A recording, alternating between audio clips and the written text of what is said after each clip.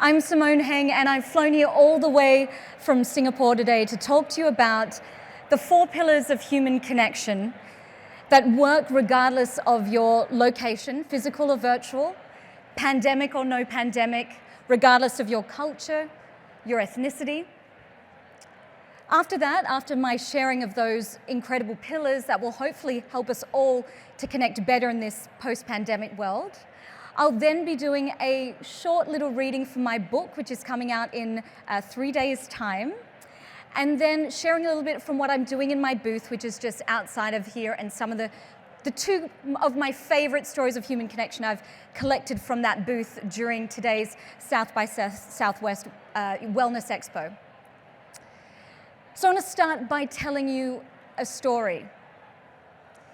My father was a humble Singaporean Chinese man who decided in 1987 that he didn't just want to live the American dream, he actually wanted to live the Australian dream, as you can probably tell by my accent. So he bundled up my mother, my sister and I, and moved us to Perth in Western Australia, which is very much in the 90s like a small town. And because my dad didn't have any education after high school level, in order to earn his residency for that country, he purchased a small shop. Now, who here was a kid in the 90s? Do you remember news agencies that sold paper and pens and Teen Idol magazines and Archie comics? I used to love this place. And because I was and am still pretty bad at math, my parents, and my mum particularly, would make me shadow my dad in that shop on hot school holidays in the summer in Australia and learn to count back change for his customers. My father was pinned behind that 3D box of a shop counter 7 days a week, 8 hours a day, for 20 years until the day he died of cancer in 2004, never making it to his retirement. And a lot of what we can learn today about connection and being severed at the waist by our virtual communication and the 2D box that is our laptop screen, I learned from watching that man in that cubicle. But more on that in a second. So I would go in and have to count back change, and the minute that Dad and I could hear the beads of gravel unfurl themselves around the tires of my mum's car reversing out of that shopping centre car park, my father would come up, tap me on the shoulder. "Hey, darling, it's okay, it's okay." And he would indulge me and let me sit cross-legged on the carpet with a can of Coke, reading those Archie comics. But like any 9-year-old, 4 hours into an 8-hour day, you get bored. And then I would look up and I would watch my father not just serve his customers, but perform human connection magic, literally severed from the waist. His first customer would walk in, a Malaysian immigrant, new to the country, 4 years in Australia. And I would watch my dad magically morph his body, leaning deep into his hips, his paunch going over his belt like ripe Christmas pudding covered by white polo shirt. He'd thicken his Asian accent, throw words in of Chinese dialect, and the 2 men would go back and forth, discussing which country had the best laksa. Who here knows what laksa is? It's a delicious noodle dish, and if you're ever in my part of the world, DM me and I'll give you recommendations of where to go. Of which country had the best laksa. 30 seconds later, that man would walk out and another customer would come in, this time a German man, 30 years in Australia. And my father would mirror this man's upright gait, neutralize his Asian accent, not to put on airs or to pretend he was something he was not, but to allow comprehension more quickly to happen. And the 2 men would talk about the Eurovision Song Contest. Anyone here who knows what Eurovision is? A lot of Europeans in the house, it's great. Eurovision is like an American Idol-style song contest where each country in Europe puts forward a song and a winner emerges. I will circle back to that later in the story. 30 seconds later, German customer would walk out and the next man would walk in. A British customer, 45 years an immigrant in Australia. And my dad would keep the accent neutral, but after an initial greeting, he would be quiet. And this is the moment where my 9-year-old jaw dropped, because he didn't talk about superficial things with this man, like the weather or what outfit the guy was wearing. This British customer disclosed his deepest trauma to my father. And my dad listened. He was a child from the Home Children's Scheme. So these are orphans that were brought from the north of England to Australia and Canada. Any Canadians here? No Canadians? And they were made to do child labour and things out in the bush and the forest in order to get their residency for Australia. And my 9-year-old brain couldn't wrap itself around what sort of human connection magic did my father weave to make this man, his customer, feel he could trust his local shopkeeper with this information. And that human connection magic is the first of our pillars today. It is rapport. Rapport is where other people perceive us to be more like them. And it goes back to our days living on tribes. And this is what's really relevant in terms of mental health and our wellness stage today at South by Southwest.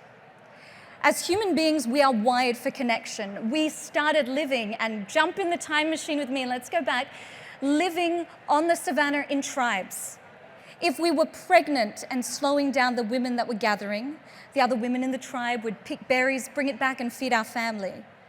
If we were injured out on the hunt, the other men in the tribe would spear game, bring it back, feed our family. And at night when we would sleep, a different member of the tribe would take turns to keep watch so we could get good rest, keep our immunity up. And this is why, please raise your hand if during the pandemic you suffered from not so great sleep. Yeah? That is because micro-awakenings are a marker of loneliness. They're an alert that we've been separated from that tribe and we don't feel as safe. We don't feel we have as many bioenergetic resources. And so doctors like Dr. Louise Hawkley, who study loneliness, they still use micro-awakenings to measure how lonely a person is.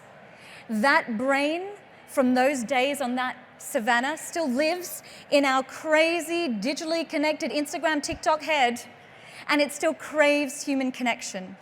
Who here did not realize how important human connection was to them until the pandemic?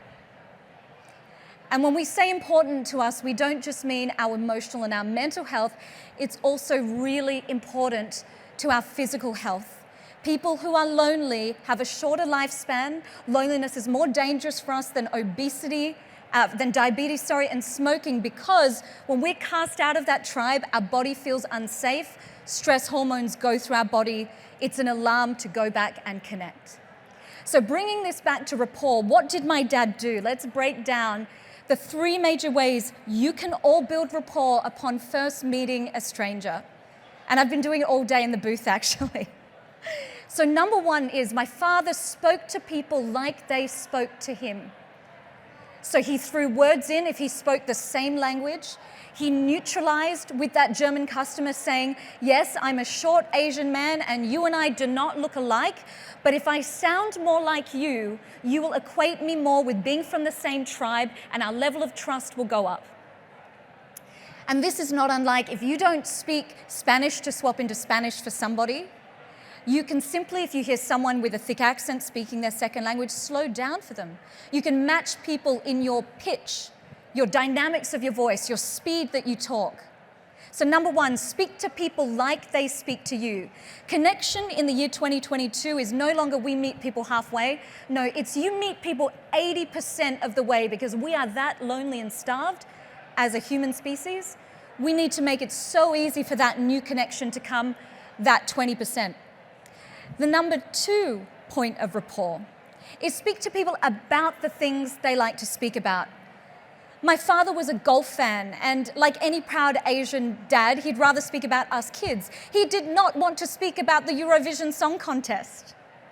But in winter in Australia, he would make me stay up late European time to watch the live unveiling of who would win this contest. He would crack hot chestnuts into my hand, and I remember rubbing my eyes open to see who would be the winner. The stakes for him were so high. He needed the shop to make money so we could stay in Australia.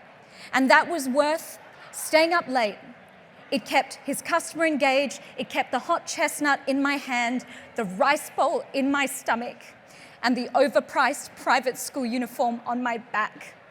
Connection was still about survival for him. And for many people on the edge of mental health during the last 2 years, it's about survival for them as well. So, point number 2, talk to people about what they want to talk about, not what you want to talk about when you first meet them. And number 3, and this is really incredible with virtual communication, how coincidental this was when I thought back on the story, but use your body to show people you are more like them. He did not look like his British customer. My dad was probably a head taller than me. They didn't look alike, but rapport can be built when others perceive us to be more like them. So he mirrored the body language, the posture, and he did it severed from the waist, chained behind that counter for 20 years.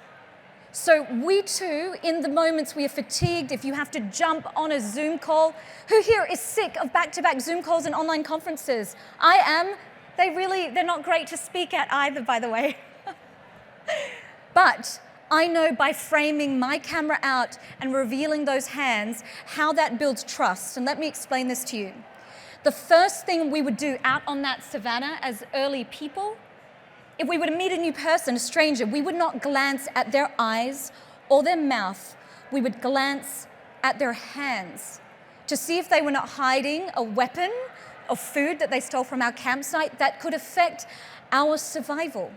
It was in our interest to check for that. This is why, if I was to do my presentation like this, you would not fully trust me. I would look like I'm concealing something. And that goes for when you frame your virtual communication tight and you keep your hands out of that frame, you are not expediting trust. People don't know what's going on under there. So release your hands, and I tell everyone you don't have to zoom out to the waist where Dad was, but you have this wonderful thing called a diaphragm. All of you, let's find that triangle of muscle between where our 2 ribs meet, our rib cages meet. That triangle of muscle, I want you to use that as a framing point for your laptop. When you're doing those calls, the bottom of the laptop with that gives you enough body language, digital body language, to mirror the body language of the person you're trying to connect with. And it will expedite trust. So if you are in a business where you need to make trust really quickly, release your hands and use your body language to mirror the person across the counter from you. So just to summarize, point number 1, pillar of building human connection is rapport. And by that, talk to people like they speak to you. Speak to them about the things that they like to speak about and mirror their body language. So what are some other ways we can build human connection in this deeply polarized world? The next thing I like to talk about is Commonalities Connect, which is essentially points of relatability. This is where we scan the world and we look for how we are alike with people, like from that same tribe, versus how we are different. And that's hard. The globe is polarized right now. We know that with what's happening. But I promise, by wearing this hat, you'll be able to bring connection into your life, and it's a healthy connection we need for our emotional and our physical well-being. So I have this book that's coming out in 3 days called Secret Pandemic, and one of the women that I feature in the book is called Christina Sang. And I met her when I was living and working in Dubai as a broadcaster. She was in charge of events at the world's tallest hotel, the Armani Hotel at the top of the Burj Khalifa. And her job was to deal with like Arab royalty and Hollywood celebrities. Connection was what she got her salary for. And I remember watching her one day and thinking, this woman is incredible. So of course I forced her to be friends with me. And I found out that Christina is Korean, raised in Manila, went to high school here in the States, then went to hospitality school in Switzerland where she met a boy, and then she moved with him to Portugal. From Portugal, she went to Dubai where I met her, and she's currently based in Bali. And there's a lot we can learn from people who are global nomads, because you know what their predicament is? Is every time they move to a new country, they're without that tribe. And their brain says, hey, I'm not safe, I need friends, I need more resources, I need to go out and connect. And so this girl became a master at scanning for how she was alike. When she was in Portugal, she would go to a nightclub and she would choose a nightclub where she knew everyone would like the same type of music. Commonality number one, old school R&B. This is incredible. So she knows everyone likes the same music. She walks then into the bathroom. She's powdering her nose and she listens for English. And she hears some girls talking. She knows, oh, commonality number two, they're expats living in Lisbon. This is great. She goes over and she says to them, do you like food? Okay, who here likes food? So she's a smart girl, this girl. And like that, they go on a foodie tour of Portugal and they make friends. Having this mindset of scanning for commonalities is so, so powerful. And recently it was done on me by other people, and it's funny when you spend your life talking about a message like this and then someone else does it to you and you're like, damn, that was so powerful. So I was in Portugal as well, just by coincidence, in December of last year, and I was at this castle in the middle of Lisbon.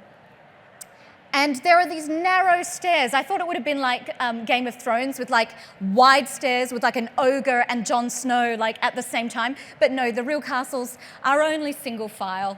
And so I had to step aside as a group of 10 Asian tourists came up the stairs. And I was wearing a t-shirt with Bruce Lee on it. Now, when I have a cap and a mask on, it's hard for people to see maybe the Chinese half of me. So this group of people didn't technically know I was Asian, but they saw the Bruce Lee shirt, and the guy at the front of the line said to me, oh, Bruce Lee. And I didn't want to assume, because we're living in the year 2022, whether he was Chinese, Korean, or Japanese, etc. And so I just said to him, oh, you know him? He said, yes, I am Chinese. And then I swapped into my awful Mandarin, it's really awful, and I said, well, my father is Chinese from Singapore. And this line, it was like a choir ricocheting through these ruins. This line of 10 Chinese tourists said, ah! And we had this moment where we all looked at each other, and it was this moment of solidarity. It's been a really tough 2 years for our community globally. And there were very few East Asian looking people as tourists in Portugal at that time of year. And so all of a sudden, it's like we were remembering that we were from that same tribe. It was powerful. So how can you bring this into your own lives? It's as simple as, if you're on a virtual conference, if they're not using a virtual background, scan that bookshelf behind them. Oh, Malcolm Gladwell, you've got a book on the show. Oh, I love Malcolm Gladwell. I really didn't think talking to strangers was as good as Blink. Have that conversation.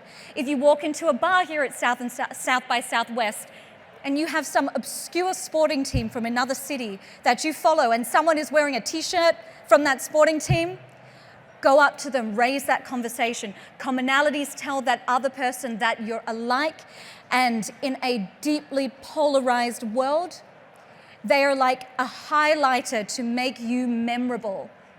So just to recap again, our first two pillars of human connection today are rapport, commonalities, connect. Now, what do we do after we go from rapport, which is meeting with a stranger, we move into commonalities, connect, which is what I call like tenderizing the meat, right? You're like getting them ready for marination. Marination would probably be trust, if you ask me. How do we build trust that moves us to the kind of authentic connection that is not transactional? And that, for me, and you've probably all heard the incredible Brené Brown, that is vulnerability. If I say the word vulnerability, raise your hand, that's so scary. Vulnerability is scary, particularly in the work context. You know, I think when I speak to a lot of Fortune 500 organizations, vulnerability is terrifying. Vulnerability, for me, puts the human in human connection. And I'm going to give you two examples on why, one from my part of the world and one from your part of the world. But before I do, let me tell you that I've had a really odd relationship with vulnerability. I used to be a radio announcer, which means every month with like a gun to my head, I was paid to share details about my life that I might not be quite ready to process and share yet, but it was part of the job. And so when you do that for 10 to 15 years, you don't get a very good vulnerability temperature gauge. I was that girl at the dinner tables oversharing. Who's met that person? You're like, oh, sweet child, stop it. It's too much information. I was that person because I'd been doing it every day, 5 days a week, and I thought that that was normal. And here's one thing that I learned, and it's why vulnerability is in this place in the speech where it is if you are vulnerable with people before trust is established, that equals oversharing, and that actually repels the connection we so badly want and need, because it tells the other person, this girl cannot be trusted with her own secrets. She is not going to be able to keep mine, so I'm going to go really far away from her and leave her alone. So please only use vulnerability. It is a superpower. Use it once trust is established first. So here's how vulnerability puts the human in human connection. The little red dot where I'm from and flew in from, a place called Singapore, is this tiny nation in Southeast Asia. It's developed, it's surrounded by underdeveloped nations, and its development has a lot to do with a guy called Lee Kuan Yew, who is our forefather. If we had a Mount Rushmore, his face would be on it. Maybe his face only by himself, almost. And he was a very stoic Asian man, so not really expressive, and spoke with a crisp British accent, so not the accent of the people he was leading, and was from a very privileged background. He was Cambridge educated. So there was a bit of a distance between him and the everyman. And in 1965, I want you to hop in the time machine again with me. I want you to all imagine we're sitting around watching the television, and it's a grey, black and white, crackly national TV broadcast. And he's sitting there on this couch, and this man is sleepless. For months, he's been going back and forth with Singapore's bigger neighbor. So this would be like Canada and America, New Zealand and Australia, I want you to imagine. And our bigger neighbor is Malaysia. And they're trying to form a unified state. And it's his dream. And overnight, he finds out it's not happening. And this stoic, quite expressionless man sits on this couch and bursts into tears as his self-described adult dream is shattered. And in that one moment, he is not his privilege, his education, his ethnicity, his gender. In that moment, he is a human being like every single one of us who has been devastated before when we've let people that we love down. And that moment connected him to the people of the country. And it's on YouTube if you're ever interested enough to have a look. So it puts the human in human connection. From your side of the world, raise your hand if you know who Monica Lewinsky is. Okay. So I was a little girl in the 90s in Australia watching the Bill Clinton scandal unfold on the television. I didn't have a full understanding of what was going on, but I knew that there was this woman. And, not very nice things were maybe being said about her. And it's not till decades and decades later, Monica Lewinsky stands on that red TED stage and says she showered with the bathroom door open for fear that she would take her own life. And when you hear that from someone whose side of the story you never got disclosure of, no emotional disclosure, no vulnerability, you think, how many of us would have done it differently? You're fresh out of education, you're doing an internship. Now you have no dating prospects, you have no work prospects, you are shamed globally. And in that moment, we see her as a human being and we see her more fully. That's the power of being vulnerable. And it takes us from rapport, trust, into connection. But use it, as Brené Brown says, with those people who deserve to hear it, not at the dinner table like me, the radio DJ oversharer. Use it at the right time.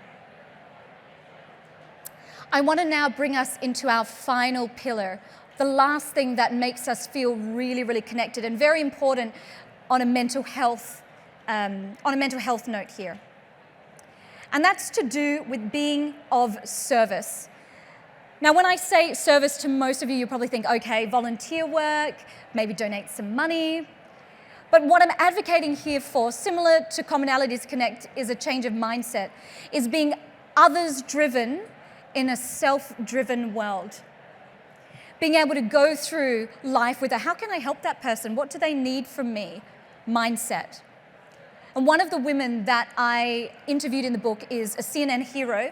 Her name is Shelley Tagilski, and she created, during the pandemic, a mutual aid community called Pandemic of Love. So it's not a charity in that both sides, the donor and the recipient, are connected by the organization, but they meet each other, be it online. So someone's got $1,000 in Walmart cards, gets to meet the recipient, gets to see how that donation is changing their life. And what Shelley found was the increase, the boost in good mental health that happened as a result of this was tenfold for all members of the community, the volunteers connecting, as well as the donor and the recipient. And there is a reason why. For human beings, we detect social rejection the same way we feel physical pain, which is why when our heart is breaking, we have pain in our chest. We feel actual pain. And we will do almost anything to avoid feeling that discomfort and that pain. So when we were in the tribe, what was the best way to not be rejected and cast out of the tribe? It was to positively impact the tribe. Be indispensable to the tribe. Then you've got a better chance of sticking around. And that is why we get that dopamine hit, those feel-good hormones when we do something, some small act of kindness even for somebody else. It's that simple. It's based on science. So if you want to feel a life where you are truly, every orbit of connection is there, intimate connection, relational connection, you need a wider orbit, your societal connection. So my action point for you there is just to have a think. When was the last time you did something for people beyond your family unit? And if it's been a while, can we make a deal this week to possibly do something for somebody, even a small act of kindness? Maybe you meet somebody in a bar at South by Southwest and you decide that you're going to be their mentor. I've got the lovely Jay in the front crowd here who, when my Uber pulled in from the airport, obviously there was a large Uber shortage on the 11th of March as it's South by Southwest, and he helped me roll my 30-kilo enormous suitcase full of things for that booth setup across the busy street so that he could jump in my Uber and I could get into the Hilton. And now we've become friends. It's that easy. An others-driven mindset in a self-driven world. So I want to recap the 4 pillars that make us feel more connected. Rapport, commonalities connect, vulnerability, and service. I've spoken a lot about Daddy Heng today, but Mummy Heng is also a human connection superhero in her own right. So my mother was a teacher at one of the most elite girls' schools in Singapore, a country which basically our national pride is our education system. And so her former students are engineers who help build our subway system and surgeons saving people's lives. They're really busy women. And yet pre-pandemic, they would fly thousands of kilometers to the nursing home where she lives in Australia and visit her on their annual leave. When I first started speaking in 2018, my very first paid speech was for International Women's Day. And the client asked me, can you please showcase some case studies of successful women? And I was a radio DJ. I didn't know any. So I called my mum up, and she picked up, sitting in her wheelchair in that nursing home. Hello, darling. And I said, Mum, do you remember your student, the one that was the member of Mensa and a surgeon, is saving people's lives? And my mother paused. And she said, Simone, I'm just so proud of them. And I was like, I'm really glad you're proud, Mum, but I need names for my speech. What about the lady who's the CFO of that big bank? And this time Mum paused for a little longer. Simone, I'm just so proud of them.